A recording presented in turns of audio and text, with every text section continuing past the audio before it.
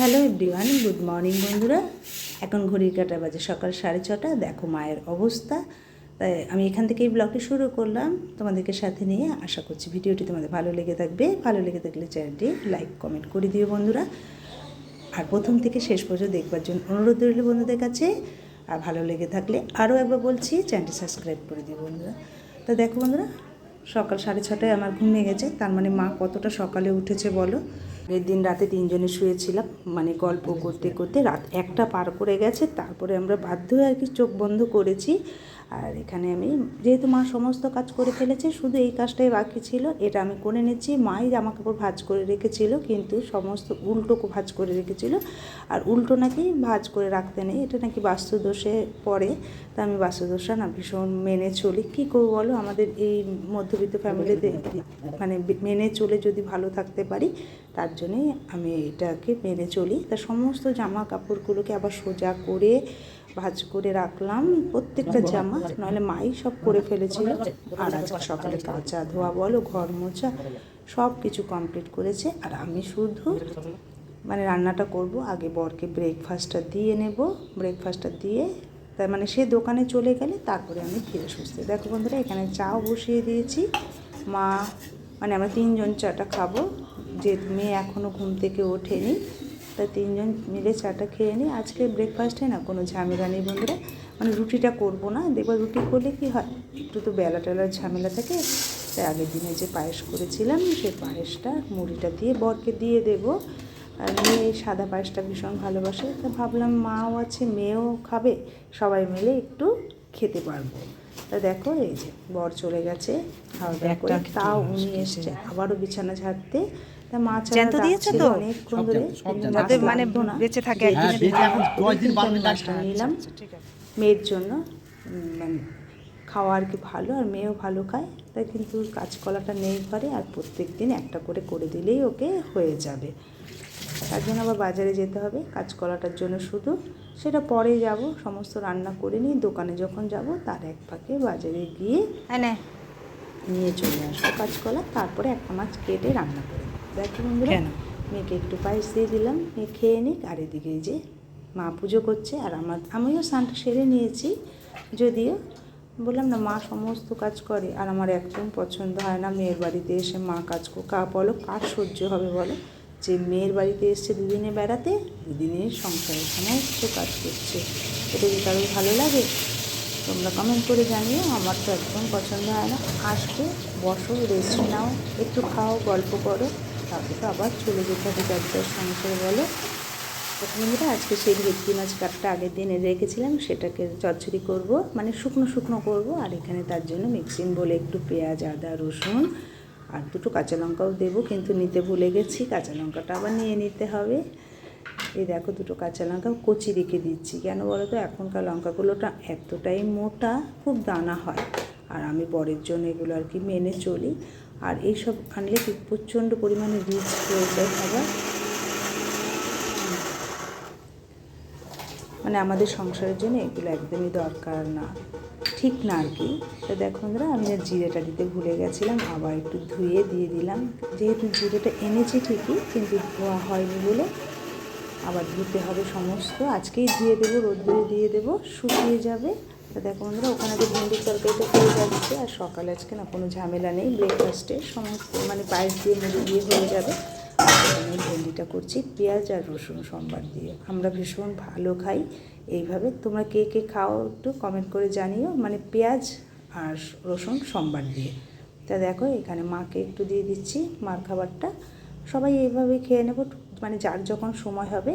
আর এই যে মাছটা না একটু আগে বার করে রাখাটাই আমার উচিত ছিল, যেহেতু ভুল হয়ে গেছে, তাই বেশ খানিকক্ষণ লেগে যাবে। আর এই দেখো তরকারিটা হয়েছে। এইভাবে করে খেয়েও বন্ধুরা, ভীষণ ভালো লাগবে দেখবে। আর এখানে লবণটাও মাখিয়ে নিচ্ছি মাছে। মাছও আছে, কাঁটাও আছে। কাঁটাগুলো ভীষণ শক্ত, জানো না। তা দেখো, একটু মানে হলুদ দিয়ে নিলাম। আজকে সর্ষের তেলেই করে নেব। হলুদটা যা মাখলাম না আজকে, আর মাখতে হবেও না, এইভাবে হলুদ দিয়ে দিলেই কিন্তু হয়ে যায়। তা মাছগুলোকে আমি একটু ভেজে নিই। আর মাছগুলো এত নরম না, জানো না, ভেঙে ভেঙে আসে, ভীষণই নরম। তা খুব সাবধানের সাথে একটু কড়া করে ভেজে নিচ্ছি। আজকে আমার অনেক তেল লাগবে জানো না, আর এত তেল খাওয়া তো ভালো না আমাদের সংসারের জন্য, সংসারের কর্তার জন্য আর কি।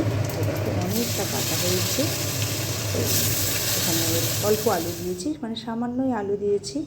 কত কি দরকার হয় না জানো তো, এই সংসারে অনেক কিছু মেনে চলতে হয়, কিন্তু কখনো আজকে যেমন একটু খুব রিচ হয়ে যাবে খাবারটা, রান্না করি আর চিন্তা করি যে আমার বরের পক্ষে কতটা অদরকার আজকে এই খাওয়াটা, কিন্তু খাবে। এই যে তেলটা ধরো একটু বেশি হলে কি হতো, কড়াতে না সাইডগুলো লাগতো না, কিন্তু ওই যে ভাজাতে বললাম না আজকে অনেকটা তেল চলে গেছে, তার জন্য একটু মানে জল দিয়ে দিয়ে নাড়াচাড়া করে কষিয়ে নিলাম ভালো করে। কষিয়ে নিয়ে দেখো বন্ধুরা জল দিয়ে দিলাম, আর জল লাগবে না।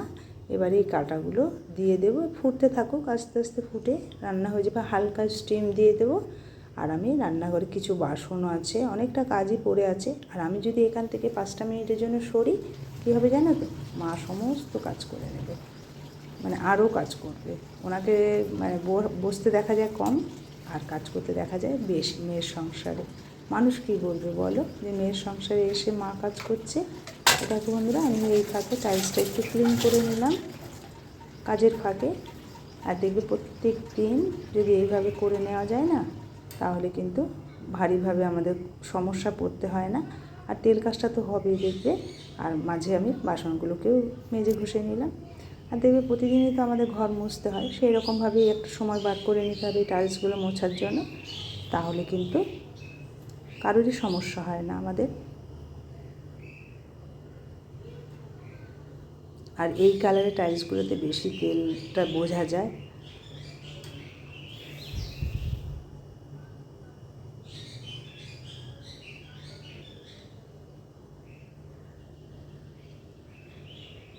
তো দেখো বন্ধুরা আমার মুছতে মুছতে আমার এদিকে হালকা স্টিম দিয়ে রেখেছিলাম, রান্নাটাও হয়ে গেছে। এতে কিন্তু আমি কোনো গরম মশলা কিচ্ছু দিইনি বন্ধুরা, যা দিয়েছিলাম মশলা সেটাই। দেখো এখানে মোটামুটিভাবে এই যে বোনের জন্য একটু তুলে রেখেছি, যেহেতু মা বেরোবে মার কাছে দিয়ে দেব। আর এখন ওর কিন্তু রান্না বাকি আছে, গরম গরম বেগুন ভাজবো আর একটু মেয়ের শিঙি মাছটা করবো। তা দেখো সেগুলো শেয়ার করিনি তোমাদের সাথে। এই যে মালপোয়া করছি, এই শীতে এবার মালপোয়া খাওয়া হয়নি, মানে করব বলে করা হয়নি, যেহেতু আমি একা খাই, মেয়ে খায় না, বর খায় না, একার জন্য ভালো লাগে না, তাই এখানে করছি আজকে। মাও খাবে দুটো, বোনও খাবে দুটো, বোন নেই চলে গেছে, কিন্তু ওর জন্য পাঠিয়ে দেবো দুটো। একা খাওয়ার থেকে দুজনকে দিয়ে খাওয়ার মজাই কিন্তু অনেক বেশি আলাদা। তা দেখো এখানে ভাত বেড়ে নিয়েছি, মাই এনেছে কিন্তু টক দই, তারপর পায়েস করার দুধটাও মা এনেছে। তাই এখানে সবার ভাত সবাই মিলে বসে পড়বো একসাথেই। আর আমার মেয়ে বসে গেছে, দেখো ফুটে ফুটে খাচ্ছে, কিন্তু সব জায়গা থেকে একটু একটু করে ফুটে ফুটে তরকারি দেওয়া হয়নি, দেবো। চলো চলো, এখানে সবাই বসে আছে, শুয়ে আছে, একজন ইনসুলিন নিল। দেখো বন্ধুরা খাওয়া দাওয়ার পরে আমি চলে আসলাম জিরেটা নিতে। জিরেটা ধুয়ে রোদে রেখে দিয়েছিলাম, শুকিয়ে গেছে, কিন্তু কালকে আবার আরেকবার ভালো করে। আর এই যে আমার মেয়ে বসে আছে, দেখো একটুখানি বিশ্রাম করে নি, ডাকছি আয় বিছানায় একটু রেস্ট নিয়ে নিই, তারপর মা বেরিয়ে যাবে। এই দেখো বন্ধুরা এই যে মালপোয়াগুলো এ কটাই করেছি, আর বেশি লাগবে না। আর এই যে চা করে নিলাম বিকেলে, 3-4 জন মিলে, মেয়েকে আবার দিলাম দুটো বিস্কুট খাও, ও আবার চা খায় না, কিন্তু দুটো বিস্কুট ভিজিয়ে খায়। তো এখানে চা খেয়ে নিয়ে আবার গুছিয়ে দেবো, মায়ের বোনের ব্যাগটা নিয়ে চলে যাবে। আর এখানে দুভাগে মালপোয়া দিলাম, মাকে একটা বোনকে একটা। মা আবার গিয়ে সন্ধ্যাবেলায় খেয়ে নেবে, আর বোন খেয়ে নেবে বাড়িতে, আর আমিও রাখলাম, আমিও খেয়ে নেবো ফাঁকে এক সময়। আর দেখো বোনের টিফিন বক্সগুলো এভাবেই চলার চেষ্টা করি। আরও কিছু করতে ইচ্ছা করে, কোনো সামর্থ্য থাকে না, নেই আর সামর্থ্য আমার। তাই যে মাও রেডি হয়ে গেছে, চলে যাচ্ছে। এই যে আসলো, মার একটা খুব দরকার জন্যই কিন্তু এসছে, জানো তো। মাকে আগিয়ে দিয়ে আসি বাস অবধি, তারপর মা চলে যাবে, যেহেতু মেয়ে আছে। আর এটা আমি পারবো না, কিন্তু সব কাজ কিন্তু সবার দ্বারা সম্ভব না, তাই মেয়ে পারবো বলেই মা এসছে। এই যে মাকে আগাতে চলে এলাম, বাসও চলে এলো। তা বন্ধুরা মাকেও উঠিয়ে দিলাম। তা আজকে এখানেই রেখে দিলাম, এত অবধিই থাকলো। আমার ভিডিওটা দেখে যদি কারোর ভালো লেগে থাকে চ্যানেলটি সাবস্ক্রাইব করে দিও বন্ধুরা। টাটা।